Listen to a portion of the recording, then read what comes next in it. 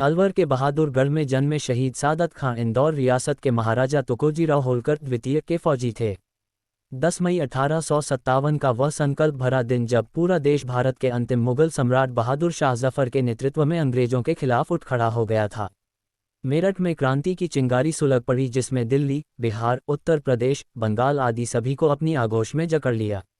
1. दिल्ली में बहादुर शाह जफर, बख्त खान, झांसी में रानी लक्ष्मीबाई, बैरकपुर में मंगल पांडे, मेरठ में धनसिंह गुर्जर, जगदीशपुर में बाबू कुंवर सिंह, रेवाड़ी में राव तुलाराम सिंह, बल्लभगढ़ में राजा नाहर सिंह, बड़कागढ़ में राजा ठाकुर विश्वनाथ शाहदेव, कानपुर में नाना साहब अजीमुल्ला खां, लखनऊ में बेगम हजरत महल, बांदा स्टेट में नवाब अली बहादुर द्वितीय, फैज़ाबाद में मौलवी अहमदुल्ला, इलाहाबाद में मौलवी लियाकत अली, बरेली में खान बहादुर खान रूहेला, तो इंदौर में महाराजा तुकोजीराव होलकर द्वितीय के फौजी एवं मालवा के पठान सादत खां ने फिरंगियों के खिलाफ हल्ला बोल दिया।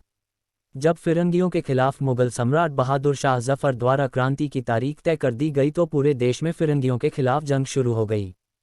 छावनियों और रेजिडेंसियों पर हमले हुए, अंग्रेज इधर उधर भागते नजर आ रहे थे और मारे जा रहे थे। इंदौर रियासत की सुरक्षा हेतु सादत खां दो ने महाराजा तुकोजीराव होलकर द्वितीय से अर्ज किया, हमने आपका नमक खाया है, ये एक अच्छा मौका आया है, आप हमारे सर पर हाथ रखें, हम आपको महेश्वर महू रेजिडेंसी का इलाका वापस दिलाकर रहेंगे और आपको अंग्रेजी शिकंजे से आज़ाद करा देंगे। अगर आप 1818 में हुए महाराजा मल्हार राव तृतीय के सुलहनामे के कारण ऐसा नहीं कर सकते तो आप अंग्रेज़ों को बता दीजिए कि मेरे सारे फौजी बागी हो गए हैं। बगावत की खबरें सुनकर इंदौर खामोश ना रहा सका और 1 जुलाई 1857 को सादत खां ने क्रांति का बिगुल बजा डाला।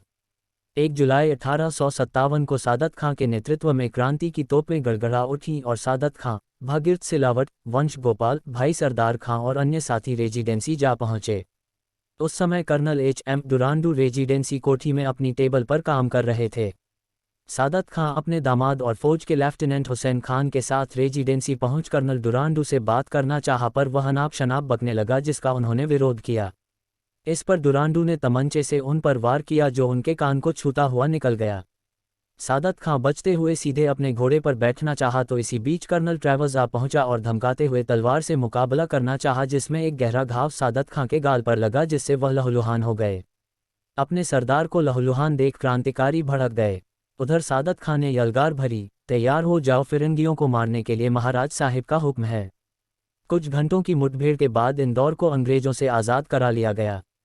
कुछ ही देर में पूरे शहर में खबर फैल गई और इसी जगह रेजिडेंसी में देखते देखते हजारों लोगों की भीड़ जमा हो गई।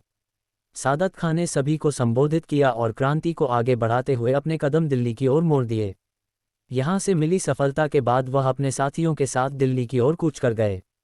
दिल्ली में शहजादा फिरोज शाह अपनी सेना के साथ सादत खां की फौज में शामिल हो गए और सादत खां की फौज अंग्रेजों को परास्त करती रही। 20 सितंबर 1857 को अंग्रेजों ने दिल्ली पर कब्जा कर लिया और मुगल सम्राट बहादुर शाह जफर को बंदी बना लिया गया। इस प्रकार क्रांति असफल हो जाती है और क्रांतिकारी समूह बिखर जाते हैं। इसके बाद अंग्रेजों द्वारा क्रांतिकारी नेताओं को ढूंढ ढूंढ कर काला पानी, फांसी और तोपें से उड़ाने का काम करने लगे।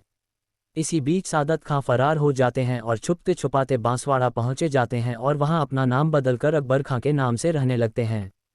उनकी तलाश में 5000 का इनाम घोषित किया जाता है, पर उनका पता नहीं चल पाता है। 17 साल बाद अर्थात 1874 में सादत खां को उनके चेहरे के जख्म के निशान की वजह से पहचान लिया जाता है और बांसवाड़ा में गिरफ्तार कर इंदौर लाया जाता है और 1 अक्टूबर 1874 को सादत खां को फांसी पर लटका दिया जाता है। सादत खां की याद में इंदौर लोक सेवा आयोग की कोठी के सामने स्मारक है जो हमेशा उनके योगदान को याद दिलाता रहेगा।